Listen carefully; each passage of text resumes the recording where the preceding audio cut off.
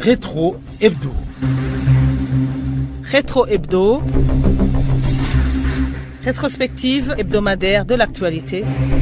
Merci d'écouter la radio Indone Culture. Bienvenue dans la synthèse hebdomadaire de l'actualité. Voici les grands titres.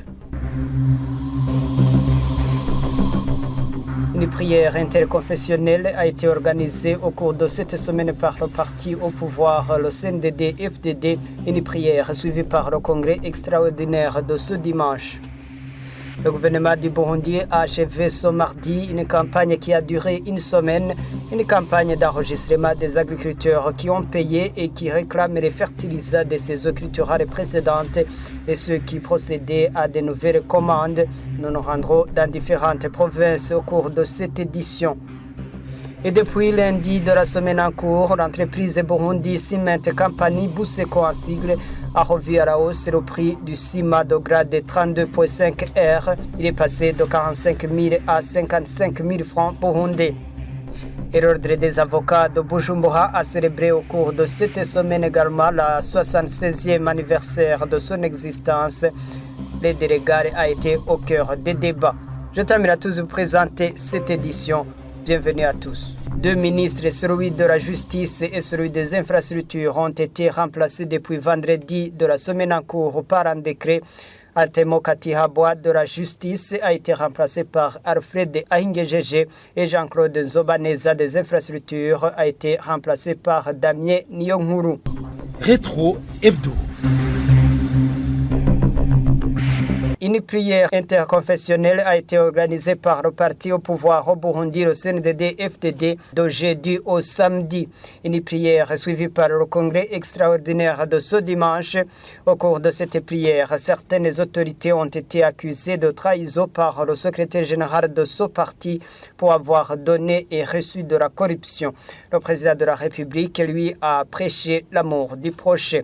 Des précisions avec Anissé Nangouf. Le président de la République du Burundi, Evariste Ndayishimiye, à travers ses enseignements en l'endroit des militants du parti au pouvoir, ce jeudi dans la capitale politique, à l'occasion des prières d'action de grâce qui dureront 3 jours, qu'un bon dirigeant doit être un guide dans toutes ses activités, s'inspirant du thème de ces prières d'action de grâce qui stipule qu'un bon dirigeant sert de modèle pour les autres à sa charge. Le numéro 1 burundais a mentionné que les responsables des partis politiques et des confessions religieuses, comme toute autre autorité, doivent se préoccuper de la vie de leurs militants et fidèles de leurs églises respectivement, en veillant à leur bien-être et au développement du pays. Il a poursuivi en leur montrant qu'il leur est confié une mission divine et partant qu'ils sont appelés à prendre soin de ce pays et que le Seigneur a placé sous leur responsabilité, en soulignant qu'ils ne pourront pas lui échapper. Le secrétaire général du parti au pouvoir, Révérien Ndikurio, dans son discours, a souligné que certains d'entre eux ont trahi les héros de ce pays à travers leur comportement marqué par la corruption, les vols, les malversations économiques et d'autres maux. Il a alors appelé tout un chacun présent à ces séances de prière à s'auto-évaluer et changer de comportement pour être désormais des dirigeants dignes de confiance et pouvant servir de modèle dans leurs prestations. Révérien Ndikurio n'a pas manqué de les inviter à placer de bons responsables du parti au pouvoir pendant les 5 années à venir à l'occasion du congrès extraordinaire prévu ce samedi à Nisenangwo Gitega, Radio Indone Culture. Le gouvernement du Burundi a achevé ce mardi une campagne qui a duré une semaine, une campagne d'enregistrement des agriculteurs qui ont payé et qui réclament des fertilisants de saisons culturelles précédentes et ceux qui procédaient à de nouvelles commandes. De manière générale, les agriculteurs de différentes provinces ont indiqué que la campagne a bien déroulé. À Bujumbura, par exemple, les agriculteurs qui se sont fait enregistrer demandaient pourtant que des irrégularités dans la distribution ne soient plus cette fois-ci comme promis. Égide Nahayo, les détails. Ces agriculteurs disent ne pas avoir été au courant de la campagne organisée pour l'enregistrement des agriculteurs qui avaient payé pour les fertilisants organominéraux mais qui n'en ont pas bénéficié, ainsi que de ceux qui désirent avoir ces fertilisants pour les saisons culturelles B et C pour l'année 2026. Certains de ces agriculteurs font savoir que c'est une occasion ratée pour eux car, disent-ils, les engrais subventionnés sont accessibles à bas prix par rapport à ceux achetés auprès des particuliers. Entre-temps, ceux qui se sont fait enregistrer lors de cette campagne demandent que les quantités dont ils ont besoin leur soient servies telles que commandées, bref, qu'il n'y ait pas des irrégularités. Le communiqué du 9 janvier 2026 du ministère ayant l'agriculture dans sa attribution indiquait que les agriculteurs enregistrés devront payer la totalité des frais exigés, donc l'avance et le solde, pour avoir ces fertilisants sans délai. Toutefois, certains agriculteurs de cette localité qui doutaient encore de la disponibilité à temps et en quantité suffisante des fertilisants voulus estiment qu'ils devraient d'abord payer seulement les avances. Cette campagne d'enregistrement des agriculteurs qui ont encore des reçus sur lesquels ils allaient être servis des engrais pour les saisons culturales précédentes mais qui ne les ont pas eu, ainsi que de ceux qui en ont besoin pour les saisons culturales B et C 2026 avaient été organisés d'abord la semaine du 12 au 17 janvier 2026, mais le ministère de l'Agriculture avait décidé de continuer cet enregistrement mardi de cette semaine pour donner la chance à ceux qui ne s'étaient pas fait enregistrer. Et à Makamba, des agriculteurs réclament que le paiement soit fait au moment de la distribution du fumier. La correspondance de Serge Sindaïgaï. Certains agriculteurs de la province Burunga se félicitent du bon déroulement de l'opération d'enregistrement en vue de l'obtention des engrais. Toutefois, ils demandent qu'après le paiement, les engrais leur soient remis sans délai afin d'assurer une bonne production agricole. Pour que cette activité soit bien déroulée, nous demandons au gouvernement de nous laisser payer et s'approvisionner en engrais le même jour. Cela permettrait à l'agriculteur de respecter chaque saison culturelle. Il y avait des retards observés dans chaque saison culturelle, ce qui cause la mauvaise production de récolte. Nous voulons que ces retards ne se reproduisent pas. D'autres affirment que s'ils apprennent que la situation risque de se dérouler comme par le passé, ils ne paieront pas car les retards répétés les ont souvent pénalisés, les empêchant de cultiver à temps. Selon eux, l'État devrait plutôt acheminer directement les engrais sur place afin qu'ils puissent les acheter et les obtenir immédiatement. Cette activité a été bien déroulée. On nous demandait de fournir les tickets de la saison culturelle passée du mois de juillet et de la saison culturelle A afin que nous soyons servis lors de cette distribution. Nous avons été enregistrés. Nous demandons au gouvernement de distribuer ces fertilisants à temps. Si on veut qu'on paie cash, nous devrons le faire. Ça va nous donner une bonne récolte. Mais si on continue à afficher des retards, le problème va persister. Payer sans être servi, je ne peux pas le faire. Ces préoccupations s'expriment au moment où l'enregistrement des demandeurs d'engrais vient de prendre effet alors qu'il a été constaté que certains agriculteurs détiennent encore des bons leur donnant droit aux engrais depuis 2 ans ou plus sans jamais avoir pu en bénéficier. Depuis Burunga, Serge Sindaïgaïa pour la radio Une Culture. Entre-temps, la période de paiement de la totalité pour ces fertilisants qui devrait s'achever ce dimanche a été prolongée de 6 jours par le ministère de l'Agriculture. Elle prendra fin le 31 janvier de l'année en cours. Retour à Makamba, des employés exerçant les services au niveau provincial et dans différentes communes font savoir qu'ils passent 6 mois sans percevoir leur salaire. Une situation qui concerne les conseillers dans l'ancienne province de Makamba qui précisait que leur salaire provenait du cabinet du chef de l'État. Le Premier ministre burundais Nestor Ntahontuye reconnaît cette situation mais leur demande de patienter, ajoutant que toutes ces questions seront résolues d'ici bientôt. Les précisions toujours avec Serge Sindaïgaï. Plusieurs employés œuvrant dans différents services, aussi bien au niveau communal que provincial à Burunga, indiquent qu'ils totalisent déjà plus de 6 mois sans percevoir leur salaire. Cette situation concerne principalement les anciens conseillers des anciennes provinces dont les salaires étaient payés par le cabinet du chef de l'État. Depuis le remplacement des gouverneurs, nous les conseillers, nous n'avons jamais eu le salaire depuis le mois de juin et nous totalisons plus de 6 mois sans percevoir nos salaires. Il faut qu'on nous donne ce salaire. Nous les conseillers, nous percevions nos salaires en provenance du cabinet du chef de l'État. Il y précise par ailleurs que certains autres agents continuent d'être payés mais perçoivent leur salaire à partir des ministères où ils travaillent auparavant, avant leur recrutement au sein du ministère de l'Intérieur. Ces derniers expriment toutefois des inquiétudes et craignant de devoir rembourser ultérieurement les sommes déjà perçues. Il y a des employés qui continuent à percevoir leur salaire de la fonction publique alors qu'ils n'étaient pas avant recrutés au ministère. Nous craignons qu'ils risquent de rembourser les sommes déjà perçues. Des inquiétudes sont également signalées parmi les employés qui avaient été recrutés dans les zones et qui ont récemment été suspendus dans leurs fonctions. Il y a des chefs qu'on avait placés dans les zones sans numéro matricule et ils ont été suspendus. Qu'est-ce qui est prévu pour ces employés alors? À toutes ces préoccupations, le Premier ministre Nelson Arnoye a apporté des réponses comme suit. Il faut patienter puisque vous êtes au service et vous travaillez pour le gouvernement. Nous sommes au courant de cette situation et elle est due à cette réforme. Nous allons voir comment la traiter pour l'intérêt de votre famille. C'est la même chose que celui de transfert. D'ici bientôt, il sera résolu. Concernant les employés des zones qui n'ont pas de numéro matricule, je leur demande d'attendre pour qu'on puisse identifier les employés qui manquent dans la province. Par après, ils seront servis. Toutes ces questions ont été soulevées lors d'une réunion que le Premier ministre Nestor Arnoye a tenue avec les responsables de différents services communaux et provinciaux au cours de cette semaine au chef-lieu de la province Burunga. Depuis Burunga, Serge Sindayigaya pour la radio Non-Culture. La direction de la régie de distribution d'eau et d'électricité Régie des eaux signale des cas de vol de ces matériels électriques dans la capitale économique Bujumbura.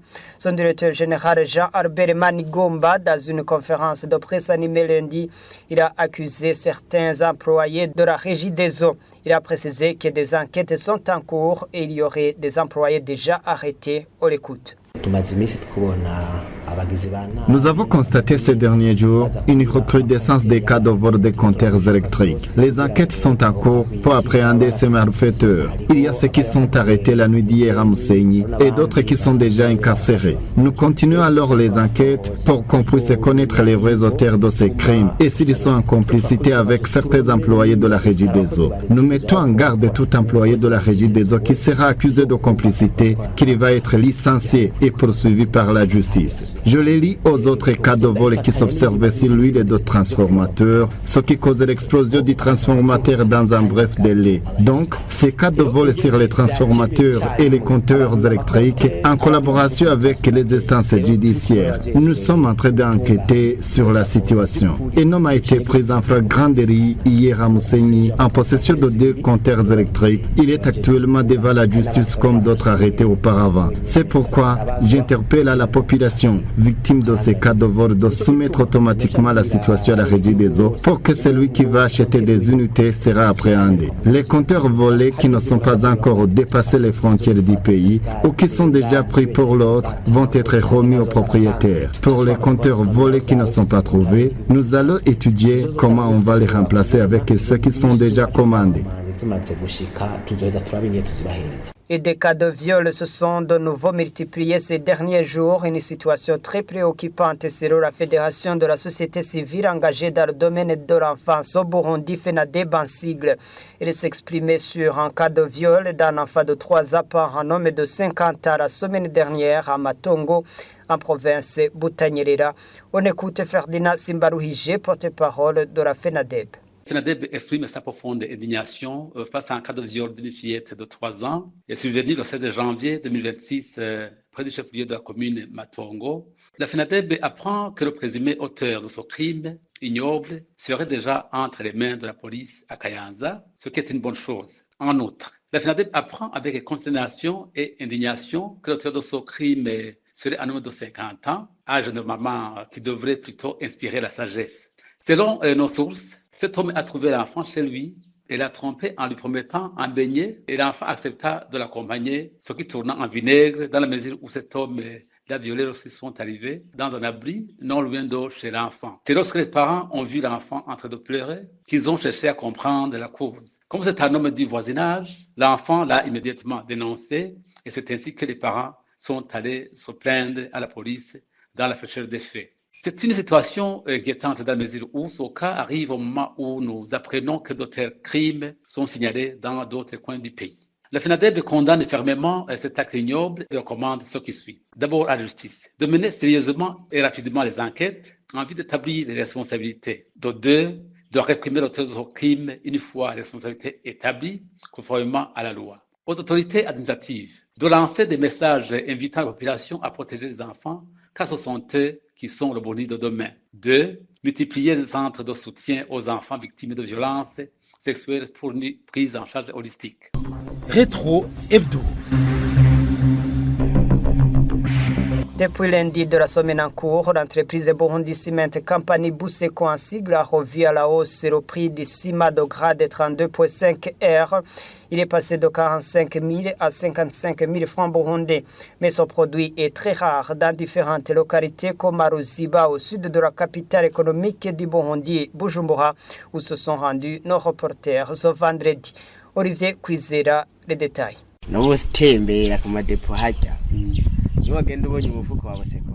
Ce sont des consommateurs de ciment rencontrés dans la zone Ruziba, commune Mugel de la province Bujumbura, qui déplorent la rareté du ciment produit par la société Burundi Cement Company. Ces consommateurs expliquent que face à cette situation, il faut recours aux produits importés. C'est le cas du ciment appelé Kabimba qui provient de la République démocratique du Congo. Le ciment d'Obseko est un produit rare dans notre zone. Les ventes des produits se font clandestinement. Nous utilisons beaucoup le ciment de Kabimba qui provient de la République démocratique du Congo. Certains masseurs et consommateurs se demandent pourquoi la cherté et la rareté de ce produit s'observent en ces derniers jours, alors qu'il est d'origine burunde. Ils font savoir que cela a déjà entraîné des conséquences, à savoir l'arrêt des activités de construction. Ils demandent alors la revue à la baisse du ciment produit par Buseko. Nous demandons la revue à la baisse du prix et rendre disponible ce produit. Une situation qui se présente à ces derniers jours, au moment où la société Burundi Cement Company a annoncé une révision des prix de ses produits. Le ciment Buseko de grade 32,5 R, qui s'achetait à 45 000 francs, aujourd'hui il se vend à 55 000 francs depuis le 19 janvier 2025. Une mesure qui a été prise sans fournir de motifs.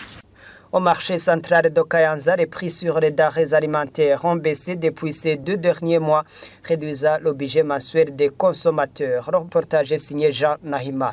En se rendant actuellement au marché de la ville de Kayanza, on constate un changement notable au niveau des prix. Par exemple, les pommes de terre appelées mauves se vendent actuellement à 1300 francs alors qu'elles coûtaient entre 1500 et 1700 francs les jours précédents. La variété appelée Kijumbu se vend entre 1000 et 1200 francs le kilo alors qu'elle coûtait auparavant 2500 francs le kilo. Les oignons blancs se vendent à 2500 francs le kilo alors qu'il coûtait 4000 francs, et les oignons rouges à 3500 francs contre 6000 francs le kilo auparavant. Quant aux haricots appelés mélangés ou umuvango en Kirundi, ils se vendent à 2300 francs contre 2500 francs le kilo auparavant, tandis que le haricot appelé Kinure, son prix a passé de 2800 à 2600 francs le kilo. Quant à l'huile de palme, son prix a passé de 11 000 à 7500 francs le kilo. En revanche, le prix du riz reste pratiquement inchangé, oscillant entre 5500 et 7000 francs selon la variété. Les bananes, quant à elles, restent chères. Le régime le moins cher ne coûte pas moins de 10 000 francs et certains atteignent des prix compris entre 50 et 60 000 francs le régime. Les commerçants expliquant cela par le fait qu'elles sont acheminées vers d'autres provinces, notamment vers la ville de Bujumbura. À ce sujet, les consommateurs se disent satisfaits de la baisse des prix car elle facilite leurs achats et souhaitent que la production continue d'augmenter afin de pouvoir nourrir leurs familles sans difficulté. Pendant ce temps, les agriculteurs, eux, ne s'en réjouissent pas, affirmant par contre travailler à perte. Depuis Kayanza, en province Butanyerera, Jean Naïman pour la radio Indon Culture. L'Ordre des avocats de Bujumbura a célébré au cours de cette semaine la 76e anniversaire de son existence. Le bâtonnier maître Patrick Didier Nukuri a appelé ses compères d'assister les vulnérables dans ce qu'on appelle l'aide légale. Je vous propose de l'écouter. Quand l'avocat en tant que citoyen évolue dans ce pays, il bénéficie de l'appui de la société. Et l'assistance gratuite des justiciables nécessiteux constitue une façon de rendre à la société ce que celle-ci a donné à l'avocat pendant que l'avocat était en cours de formation. Vous pouvez vous demander les critères sur lesquels l'ordre des avocats se fonde pour déterminer si tel ou tel autre justiciable est vulnérable. Il y a des cas flagrants, mais administrativement, il y a des critères. Il y a même un document administratif délivré généralement aux citoyens sans moyens financiers. Mais au-delà de cette pièce, l'ordre des avocats a le droit d'apprécier si tel ou tel justiciable a besoin d'une assistance gratuite. Il y a des catégories où il n'est même pas nécessaire de prouver que le justiciable concerné est invulnérable. Les avocats burundais ont été toujours là pour garantir à ce que tous les justiciables soient réellement assistés et nous mettons un effort particulier pour que nos compatriotes puissent accéder à une justice saine et équitable. Mais les avocats ont évoqué autant d'entraves à la réalisation de cette aide légale, dont la plus importante est l'insuffisance de moyens financiers, parmi eux couplés au manque de financement. Les détails avec Olivier Cuiser. La question des moyens financiers utilisés par les avocats pour venir en aide aux personnes vulnérables dans le domaine juridique a été largement débattue. Les intervenants ont souligné que malgré leur volonté d'aider, les ressources financières dont ils disposent restent insuffisantes. C'est notamment ce qu'a indiqué l'avocat Gilbert Ninazwe, membre de l'association Ajebu Genderinging, engagé dans l'assistance juridique des personnes vulnérables. Il affirmait que bien que l'engagement soit réel, la conjoncture économique de tout à chacun à l'image du pays ne permet pas de répondre adéquatement aux besoins. De son côté, l'avocat Lambert Sabimana reconnaît que dans le budget annuel de l'État, une ligne a été prévue pour soutenir cette activité, mais il estime que le montant alloué demeure insuffisant. Au niveau du budget du ministère de la Justice, public un budget consacré à l'aide légale. On salue déjà vraiment la somme est encore vraiment libre. Ici, certains avocats précisent qu'environ 300 000 francs burundais sont accordés aux avocats qui assurent la défense des personnes vulnérables, une somme jugée très insuffisante. David Kwizera, doyen de la faculté de droit à l'Université du Burundi, estime pour sa part que l'État devrait prévoir une contrepartie pour des avocats équivalentes à celles engagées. Il donne ici l'exemple du Maroc, où il existe des structures dédiées à l'assistance juridique des personnes indigentes, depuis le niveau des barreaux jusqu'au ministère de la Justice et aux tribunaux. Dans ce pays, un avocat qui assure ce type de défense peut percevoir jusqu'à $2 500 américains selon la juridiction ayant traité l'affaire. Toutefois, il souligne que la défense des personnes vulnérables reste difficile ici au Burundi, notamment parce qu'une grande partie d'entre elles ignorent l'existence de cette assistance. Certaines hésitent également à s'engager par crainte d'être ultérieurement contraintes de payer des honoraires de ces avocats. Le père Dieudonné Nibiz, l'un des intervenants, a appelé chacun à aider les personnes indigentes selon ses moyens. L'aide légale traduit cette pitié en mécanisme concret de justice sociale. La pitié traduite en mécanisme concret. Par compassion naturelle, je dois être sensible à la misère de mon ami vulnérable. Voilà pourquoi vous êtes là. En fait, l'Ordre des avocats de Bujumbura a annoncé sa volonté de mettre en place un service semi-autonome chargé de l'aide légale destinée aux personnes vulnérables. Il prévoit également l'instauration d'une semaine dédiée à l'aide légale chaque année dans le but de sensibiliser la population de cette action. Le président de la Fédération de football du Burundi a été reconduit pour un mandat de 4 ans à compter de ce samedi à la tête de la fédération. Aussitôt reconduit, Alexandre Muyenge, président de la Fédération de football du Burundi, a annoncé un nouveau programme de détection de talent chez les moins de 15 ans, une pépinière donc de l'équipe nationale, mais aussi le développement des infrastructures comme l'implantation des tapis synthétiques aux différents terrains.